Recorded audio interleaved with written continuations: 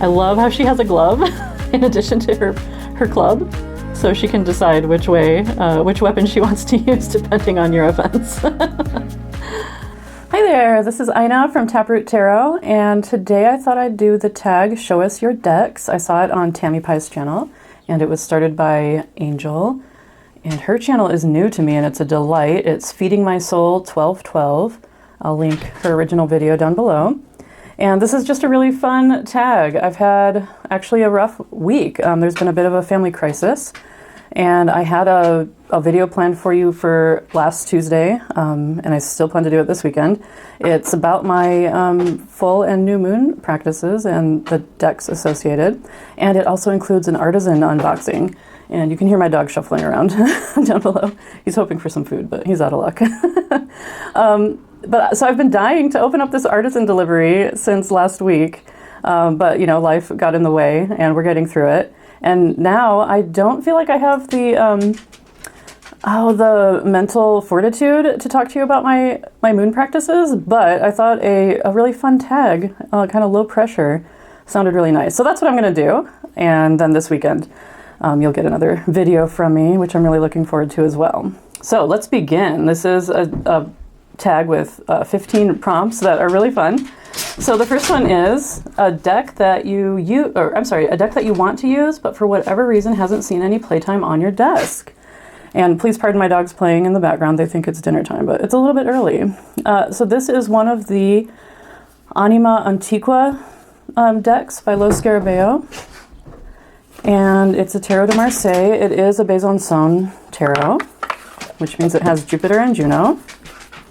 And it's so lovely. It's numbered. It's a beautiful deck. And let me show you. Here we have a Juno card in place of the Papess. And Jupiter in place of the Pope. And it is otherwise a type 1, which is unusual. Normally Besançon decks are derivatives. I'm sorry, this is a type 2. Besançon decks are normally a derivative of type 1. But this really has type 2 attributes to it, as you can see. It's a beautiful deck. The reason I don't use it is because it says in order to preserve let me get this to focus for you, the original feeling of these ancient images, the cards have not been treated with chemical varnish, and as a result, they might not be suitable for shuffling. So that worries me about using these decks, and there are so many really pretty decks in this series. I also have the Vachetta, which is uncolored, which I like. It's nice to see the original artist renderings before the later coloring was added. But those are the only ones I've gotten, just because I don't like to be precious with my decks. And I do feel like I need to be precious with this one. There are people who use them and don't worry about it. And so that's an option, totally. But for me, I'm going to keep it because I love it. I think it's beautiful. But it's not one that gets any playtime on my desk. The next prompt is the 12th deck from the right on your tarot shelf. And one of the many places I keep tarot decks, one that could be considered a shelf, is chaotic, and so I kind of did some creative counting to come up with this one. But this is about the 12th from the right-ish, and it's the Incan Intuition Tattoo Tarot, which is a Marseille style deck by the artist Oliver Mundin. I think he's Ollie Mundin on Instagram, and here he goes by Mega Mundin. And it's a really cute deck. I love it. It's one of those decks that I have to shuffle in like 4 different sections because it is kind of huge. But I love the art. It's super old school, traditional tattoo. You can see that the pips are not real Marseille structure, but it's still a Marseille style deck. And it has really cool backs. And it's the same artist that did, this is a more recent one that I've picked up. It's the Fortune Teller's deck. And it's accompanying an older book on reading with playing cards by Jane Lyle. And so this is a reprint of her book with this new playing card deck with his tattoo style art. And I really like that. It's pretty cool. Number 3 is a deck that I'm thinking about rehoming. And I want to tell you first about a deck that I thought about rehoming and ended up chucking in the garbage instead. And that was a pirated deck. It was, I think it's called the African Tarot, and it's by US Games, and I'm not remembering the authors, but they are an anthropologist and a civil rights activist who created this cool, really fun tarot deck. It is Smith-Waite, and I kind of wanted it for the guidebook because of who it was written by. And I found a really good deal on it on Poshmark. And I love looking on Poshmark and Mercari and those kinds of places for thrifted tarot decks. A lot of times you can find decks that are maybe even worth quite a bit and are on sale for a very inexpensive price, but you have to be really careful about getting pirated decks. So I received this. It was only like $6, not a big deal, but it was a pirated deck. It wasn't made on real cardstock. It didn't come in the real box with an ISBN on it. And it did not have a guidebook. It had the QR code. And I looked at the QR code just out of curiosity. I had never accidentally gotten a pirated deck before, and that guidebook wasn't on there, but it was full of a bunch of other stolen guidebooks. And that's just terrible. So I addressed it with the seller. I let her know that this was pirated. I gave her tips on how to spot pirated decks. I actually wasn't going to worry about it until I saw that she posted more of the same deck, and it just came up in my feed on Poshmark. So she was very receptive. She took those listings down, and I happened to have a giveaway bag started, and I chucked the deck in there, and then I thought, no, that has a QR code linking to stolen material. It is a pirated deck. I am not going to rehome that. I'm going to chuck it in the garbage, and that's what I did. Now this one is one, I love this deck actually. It's not really my daily style, really. It's just fun. It's one that would appeal to people who aren't necessarily into tarot. It's an oracle. It is the 50 fortune telling cards, and it is sold by the Golden Gate State Park gift shop. So the money from this supports the National Park Service, and it's just different pictures from the Golden Gate State Park in San Francisco with really pragmatic and practical oracle keywords. I really love this actually, and I found out about it from Kathy from Nothing So Strange. She featured it in one of her videos, and I really love it. But the reason I would consider rehoming it is if I wanted to introduce somebody to using cards as oracles. In fact, I think my son would like this deck, so I've actually considered giving this to him. He is a tarot skeptic, but he's also very supportive. And he loves talking to me about this stuff. So I think I might try reading for him with this and see if he likes it and just see if he wants to take it as a creative thinking tool. I think he might enjoy that. And he's also, he's lived in California. His dad is from California. We lived out there for a few years, and he goes out there to visit family. So not San Francisco specifically, but yeah, anyway, I just think he'd like this deck. So that's why I've considered rehoming this. If I do, I might even buy it again. It's only $5, and I want to support our national parks, especially right now. So that is prompt number 3. Number 4 is a deck that I don't store in its original box, and why. And this is a bag. These bags come for free from Tarot Arts if you ever order from them, and I really like them. They're just soft and stretchy and free, which is great. And this is the Fairy Oracle by Brian Froud, which I've finally gotten. This is very new to me, so I can't remember. I don't think this came in order, though. I think I reordered it with the book because this is used. It's thrifted. I got it from Tarot Garden, which is a great place for me to find thrifted. I love finding deals on decks. And, you know, I have to say that I have all of Brian Froud's books. And in the 90s and early 2000s, this was my jam.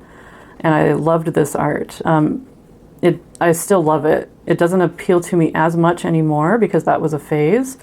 But once I got this oracle in my hands, I realized I must have stared at all of these images, all of which are in his books, for so long because all of these are so deeply familiar to me.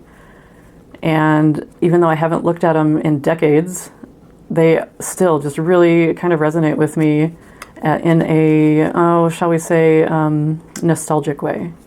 So I'm really glad I got these. They were thrifted, so they were not much money. But the reason I don't keep them in their original box, they come with this book, which is lovely.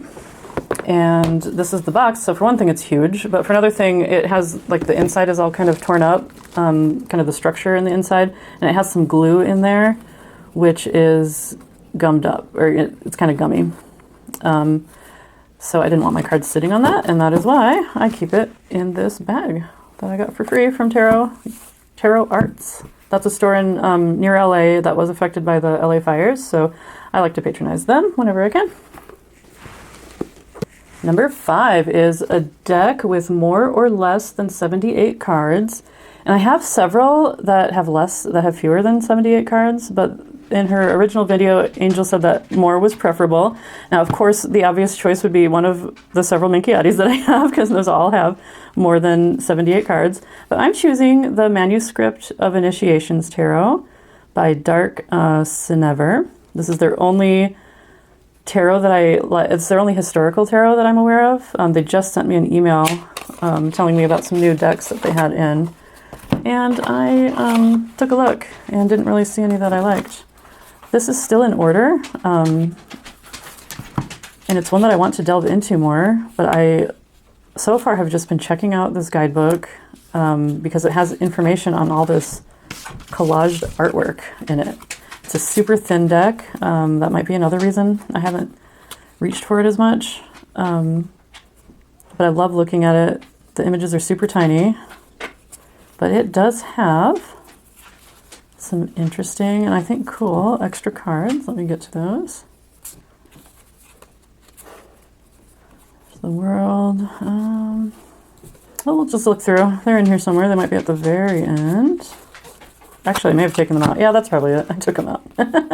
Okay, so we have 23 is Plague. Let's see if I can get that to, there we go. Which, you know, for a medieval deck, that seems appropriate. And then 22 is Hunger. So those are pretty cool cards. I took them out because I don't generally keep non-traditional cards in the deck. But it's very cool. It has a couple extra cards to it, which are a little bit depressing, but they're kind of neat. So, oh, and also has really beautiful backs. So I think it's well worth it. They're very delicate cards. You can see this one's already chipped. I have had it for a while, but I think because of how delicate they are, how tiny the imaging is, I've been hesitant to use them too much. But I probably will get less precious about it the longer I have it. So that is that. Prompt number 6 is a deck with a cloud on the box, and you can see there's a cloud there, and this is the Beaowolf Oracle. This is really cool. I got this because of the description of it. It said something about Beowulf the Epic being kind of the spiritual, or being the key to understanding the spirituality of Northern Europe. And I thought that was interesting. And I thought, you know, what if Beowulf, which I've learned about from a literature point of view, what if that is kind of like Northern Europe's Bhagavad Gita? So I thought this was worth checking out. This is also thrifted, and another Oracle deck that was out of order that I put back in order according to the book. It's pretty cool. I haven't used it as an oracle yet. Like at this point, I'm just kind of checking it out. But you can see that there's also clouds in the background on the book. And I really got this. I will use it as an oracle, but I got this to study the spirituality of Northern Europe, which seems relevant to me. So that is the Beowolf Oracle, a deck with a cloud on the box. Number 7 is a deck I've never shown on my channel, and that applies to a lot because this is a newer channel, and I've honestly been on a bit of a deck buying spree this year, and I think it's in response to the economic uncertainty. So I have a lot of new decks. This one isn't that new. This one is a little bit older. It's got that red feather cardstock, which is really thick, so that makes this a chunky deck. But I really got this more for the historical value of it, and I do have a few decks that are like that. The history of this is really neat. This deck was almost lost to history because it was created right before France was taken by Nazi Germany in World War II, and all of the places where this deck was created were bombed. So it just so happened that that somebody found a deck to save and to reproduce. And I think in somebody's private collection somewhere, a full deck was found. So it's a really beautiful deck. All of the figures are very gaunt. And I think that's really interesting because post plague or pandemic and pre-fascism, you often have a period of time where there's a really a big emphasis on controlling the body, which creates beauty standards that are really gaunt and thin like this. And somebody who talks a lot about this is Crutches and Spice. She's on social media. She's a disability advocate. I think you can find her on TikTok or Instagram. And I just think that's fascinating. So these really thin figures, that was the beauty standard of the day. And, you know, we've had those beauty standards in modern times as well. So I just think that's an interesting thing to notice about these cards. But despite that, they are really beautiful, really haunting. It's a gorgeous deck. It is a pip deck. But it is that kind of sticky, thick red feather cardstock. So I haven't used it, but it's trying to emulate medieval style and fashion, more so than most tarot decks. A lot of older historical tarot decks get called medieval when they're really early Renaissance. But this is more an attempt to show actual medieval styles, which I think is cool. And also the book is by Caitlin Matthews. So I love her work, and so I have this for the history as well. So that is a deck that I haven't shown on my channel yet, and it's the Tarot Medieval by Caitlin Matthews, illustrated by Will Kingen. Number 8 is a deck with another animal besides a lion in the Strength card. And this is Tarot of the Fairy Folk, which is such a unique deck because it is a non-esoteric continental Marseille tradition deck that's a fairy tarot. So how cool is that? It started out, this is another newer one. It started out as just the triumphs and later added pips, but in order to be more, I guess, user-friendly, then later added some images to the pip. So this has had 3 incarnations. I just received this not too long ago. I love this traditional juggler in key 1. And this Empress is just lovely. Let's go to, here we go. Strength is a toad, which I think is super cute. But yeah, like I said, it's non-esoteric, but it's a fairy deck. There's a really good walkthrough of this deck by Ann T. She does all the good walkthroughs. And she wasn't aware that this wasn't a Smith-Waite deck. So I actually learned a lot from her about Smith-Waite meanings as she looked through this and tried to figure out what the heck was going on here. And then she read through a bit of the Little White Book and found out the history of this deck and its different incarnations. So it's really cool, really different. And it has a toad instead of a lion. Prompt number 9 is a deck that comes in a box inside another box. And this one is a real treat. This is another newer one that I've gotten. And I heard about the Oracle Bellene on Nova Mundi's channel and then found out that second to Tarot de Marseille, Oracle Bellene is the most popular deck of cards for fortune telling. And it was created by magician Edmund, who was an astrologer, and later revived by Marcel Bellene. And when I saw it, I thought it was so cool, and I decided to pick up a copy, but I couldn't resist this little box set, because not only does it come with the Oracle Bellene, but it comes with a pastel Tarot de Marseille. And how cute is this? So come in little baby boxes, and all the inside stuff is going to come out. And so these are tiny. They're maybe like 2.5 inches by 1.5 inches. No, maybe 2 inches. I don't know. I could measure them for you, but they're little tiny decks. And the Oracle Bellene is super cute. It's got, this copy has a matte gold finish, and the art is just charming. It's got esotericism to it, astrology, of course. These are all the sun cards. And then we go into moon cards. But yeah, I love the art. And I really just thought it was adorable. And this version with the Tarot de Marseille that comes with it did not come with a guidebook. So I did pick up a book called Mastering the Oracle Bellene by Sergei Perote. And that looks like a good book. Again, just got it not too long ago. But once I received this, I was not expecting these to be so tiny. I did decide to go ahead and also order the larger version that comes with a trilingual guidebook. I think it's French, German, and English. But let me show you how cute this is. I'll show you these pastel colors, and you can see why I couldn't resist this version, even though I really kind of wanted the guidebook for the Oracle Bellene. But oh my goodness.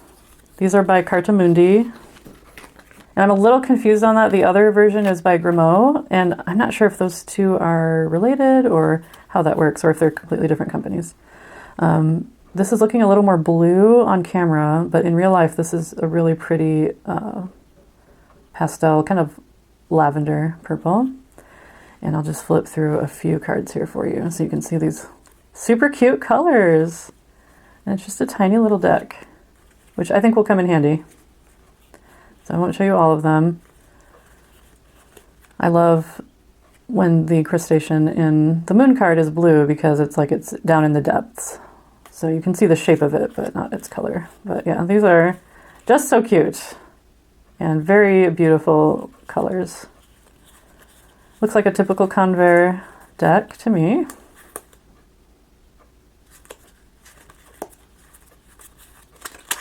So that's that.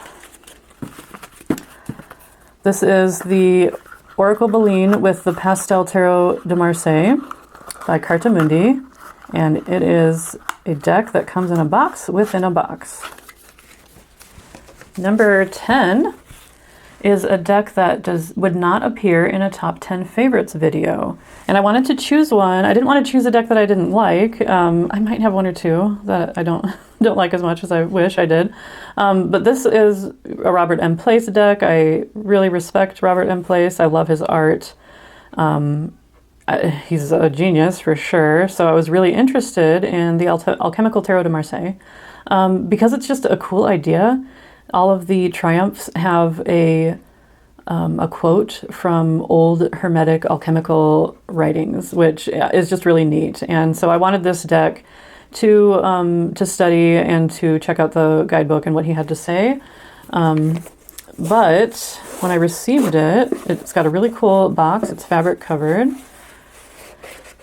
But I have issues with it. And it's one of them is that these corners look like they've been clipped by nail clippers, which I think is a way that some people round their corners at home, but it shouldn't be.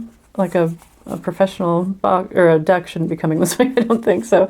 It's not his only deck like this. That is not his fault whatsoever, but whoever he got to make these decks, I'm showing you the backs here. The cardstock is kind of sticky. They're kind of huge cards that would be difficult for me to use. And it's got this really sharp, shiny edging on it. That being said, I got it as a study deck to check out his guidebook and to maybe, create some deeper associations in my practice for other Tarot de Marseille decks. Now, what I've said so far isn't what my main problem with the deck. The reason I almost didn't get this deck is La Papesse. And I just don't understand why she's being depicted like this. And I read the entry in his book about it, and it's something about her being the mate to the Pope, and he's the outward spirituality, and she's the inward spirituality, and her true self or her nude self is covered in a drape. And it's like, yeah, that is kind of how the Papesse is often depicted. So why is she being sexualized like this? So I just don't get it. And I'm used to, obviously, the male gaze in most things, including tarot cards. And yes, cis gay men also feed into the male gaze. And it's just annoying. And I don't know. I just find this card annoying. It doesn't say Papesse to me. And I think the quote here is gorgeous. Who is it that has confined the sea within its bounds? That's cool. That's super deep. and I'm just not seeing it in the card. And then, of course, we're all kind of used to the star often being sexualized, and she is here. It's not the worst example ever. But, you know, why can't a girl just hang out by a creek naked and hunched over with her belly pooching out, not looking like she has to put herself on display for everybody, you know? So yeah, that, you know, you're kind of used to that with the star often though, but not with the Papesse. Like, that's so strange to me. So this card was kind of off-putting to me and was a big reason I didn't order this deck for a long time, but I'm glad I have it. Like I said, big respect for Robert M. Place. I have a lot of his work and appreciate it. I thought the idea behind this deck was really ingenious. I'm not super into Hermeticism, but I wouldn't mind learning a little bit about it because it was such a basis for a lot of the continental esotericism in tarot. So that is the Alchemical Tarot of Marseille by Robert M. Place, and it's a deck that would not appear in a top 10 favorites video. Prompt number 11 is a deck you associate with the color green, and this is the Francois Gasman Tarot by Yves Renaud, and it's the green in this deck that made me want to get it. It's so lovely, it's so springy. On camera, it's kind of looking like a bit of a celadon. In person, it's more of a bright spring, almost a pea or pea green or sprout green, like pea pod. And that green appears throughout this deck. I've not seen this color green in any other tarot de Marseille, I should say. This is a newer deck that I've gotten. It's still in order, and I haven't rounded the corners yet. And, oh, this was my most recent order from Tarot Arts, that shop in LA. But yeah, look at this green. It just really, I don't know, I just find it really lovely. In the camera, the orange is showing up super bright. The orange is not that bright. It's more of almost a burnt orange. But yeah, that green shows up throughout this deck. And I think all of the colors are really just beautiful in the Gasman. This is a Swiss deck, and it's a later one, 1840. So we have some more modern card making techniques being used here. So we can get a little bit more detail, a little bit fancier with the colors. And I just think it's really beautiful. And when I think of this deck, I think of this particular green color, which I really love. So that is the Yves Renaud Francois Gasman Tarot, and it is the deck that I associate with the color green. Number 12 is a secondhand, pre-loved, pre-owned, or thrifted deck. And I have a lot of those. I love thrifting for tarot decks. I'm not a big shopper. This is really the only thing that I collect. But I love a deal, and I like expanding my collection. This year, like I said before, I've been into collecting more than I had been in previous years. And again, I think it's probably an unhealthy hoarding response to the economic uncertainty. So there are probably more responsible ways to prepare. But one way that I'm preparing is to get some decks now while I still can, before all these tariffs hit too hard and that kind of thing. So supply issues and, economic whatever. So this is the Inversion Tarot. And it's one that I like because it's a pip deck in a tin. I love a tin. And, but I wasn't too into paying full price for it because it's an inverted version of another tarot deck. I'm not remembering the original, but it was also a black and white deck with a white background, black drawings. And this version makes some changes I'm not that into. Like the original has really cool looking coins and they're all different, but this is pentacles instead. This one also switches to the Smith Waite order for justice and strength, which doesn't make sense on a pip deck that has otherwise fairly Marseilles style triumphs.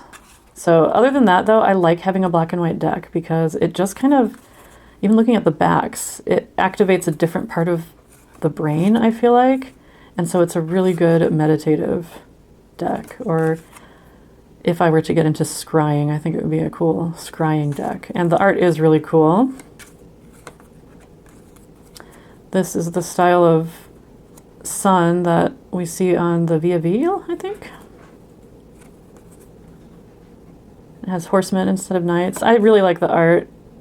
Again, strength is number 8 for no good reason. But it's a cool deck. I like it. But I also appreciated only paying like $7 for it on AV Tarot Market. It's A as in Apple, V as in Victor, Tarot Market on Etsy. She's one of my favorite sellers, Abigail. She's great. So not everything she has is discounted, but sometimes they are. So it's a good deal. Number 13 is a deck in your collection with the most used guidebook. And Lee Burston has written many guidebooks, and he's considered to be one of the best guidebook authors on Tarot de Marseille. So the Universal Tarot of Marseille from Lo Scarabeo comes with his little white book that is not necessarily just by me, but just considered by many to be the best little white book on Tarot de Marseille. It just really explains the numbers and how to read pips in a really simple way. Now, if you can find it, the out-of-print version of this version here with the box and the little white book are still in print. Out of print, though, it comes in a larger box like this, and it has an expanded version of this little white book. So it has more history and more detail on reading the cards, especially around the pips and quartz. So if you can find this, it's well worth it. They show up every now and then. I resist the urge to pick up a backup copy. I'm really careful when I read this because it is out of print and it's hard to find. But I don't want to pick up a backup because I want somebody else to be able to get their hands on a copy of this if they can. So it's a really good find if you can get this. Now we do have a more extensive guidebook by Lee Burston with the Tarot Decoratif, and that's a Marchetti deck. So that's great. Now you don't necessarily have to hunt this down. You can get the Tarot Decoratif and have an expanded Marseille guidebook by Lee Burston. But this little white book is also super handy. The deck is a Burdell, which used to be Lo Scarabeo's default Tarot de Marseille. A lot of people who are more into reading colors and things like that don't like it. They don't feel like it's as straightforward and simple as the Convert. So if you're more into Bendov, obviously his little white book might appeal more to you, as well as his deck, the CBD Tarot, Convert of Yoav Bendov. But just for, if you're not necessarily in that school of interpreting colors and positions and things, this is a great starting deck and little white book for learning to read Tarot de Marseille. Number 14 is a deck with water on the box, and this is the Fairy Tale Tarot. It's a Lenormand deck. I'm sorry, I said Fairy Tale Tarot. It's Fairy Tale Lenormand, and it's hard to see because it's green, but this is a pond with some lily pads and a little frog print on it. And I haven't even begun learning Lenormand yet, but I have picked up a couple of decks here and there, and I love a deck in a tin. And this was on sale. I could not resist. So this is the Fairy Tale Lenormand, and it's prompt number 14, a deck with water on the box. Number 15 is a deck with your most favorite card ever and why. And that's a hard one. Like a lot of people, I can't say that I have a favorite card, but this deck contains one that I really love. It's Tarot de Reincarnation by Anne-Julie Ossina. Totally mispronounced that. And this is one of the cool French decks that I found by searching Marseille on French Amazon.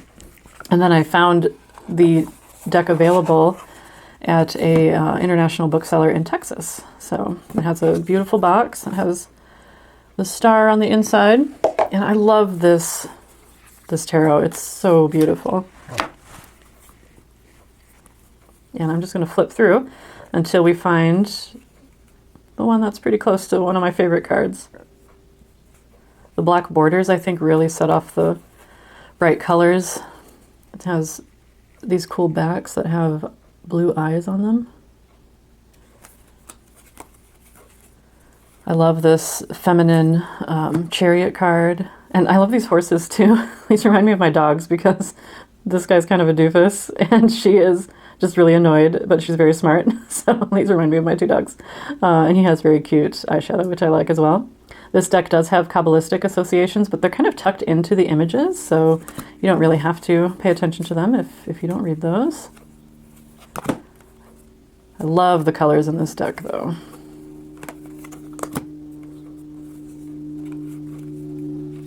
It has a lot of really different and cool botanical additions in it. Like this rose, and then this maybe a, I don't know, lotus or something with an eye in it. That's really cool. And here she is. This is one of my very favorite cards, and probably the reason I bought this deck. And that's the Hermit. And I love her so much. Look at her, how gorgeous she is. I love the detail of her having the cosmos inside of her cloak. There's kind of, Yoav Bendov writes a little bit about, you know, the inside of people's clothing being kind of the contemplative, you know, that's the color that's contemplative. I'm not getting it right. I'm bad at explaining that stuff, but I think that is kind of associated with that idea. But I love her hair. I love her midnight blue lipstick. Like, how cool is that? So yeah, she's a great hermit. I'm not sure if this is my all-time favorite card ever because I probably don't have one, but I really love this card, and this is the card that really sold me on getting this deck. And I will just flip through a few more here for you. Even the pips just have gorgeous color combinations. And look at this moon. There's like a uterus here. So there's a lot of symbolic imagery tucked in here that is really cool, and it just gives you a lot to think about.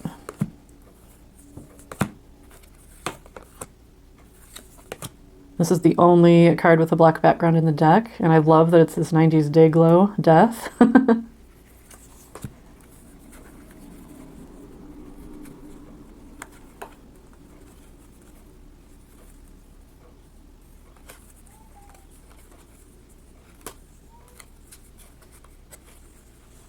Look at even the coins are just gorgeous. Really neat dramatic wings on Judgment.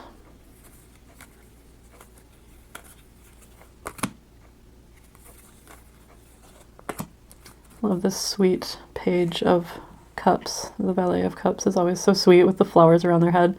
And this is maybe a feminine or non-binary representation of the card.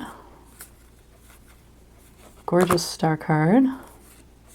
And look at this, the rose and thorns with the red hand and black fingernails, and then more rose thorns coming out up here. It's just so cool. There's just so much to look at and admire in this card, or in this deck. Nice expression on his shoulder emblem. I like this. I'm not usually into this kind of imagery, but it's really powerful against this blue background and just on his heart there. That's neat. I always love a crown of laurels on my fave, the Queen of Batons, but I also love it when it's expressed as a braid in her hair, holding up her crown. And I think that's so pretty. And then this has, like I said, a lot of these cards have interesting little botanical additions like that. And then there's this little Egyptian eye here, and then a flame here. I might have to Google Translate this guidebook because there's a lot going on. And it's a lot of esoteric stuff that, you know, it's not really my jam, but I still find it interesting. I love how she has a glove in addition to her club, so she can decide which weapon she wants to use depending on your offense. That makes me laugh.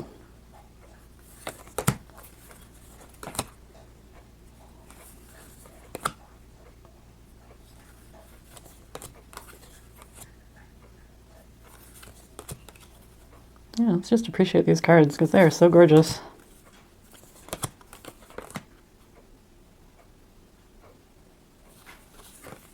And that is that. Well, thank you so much for joining me for this tag. That was Tarot de l'Incarnation. And that was for number 15, a deck with your most favorite card ever and why. And again, I probably wouldn't go that far, but I do love that deck. And I will come back to you this weekend with a video about my moon decks and an artisan unboxing. Thank you so much for watching today, and I will see you next time.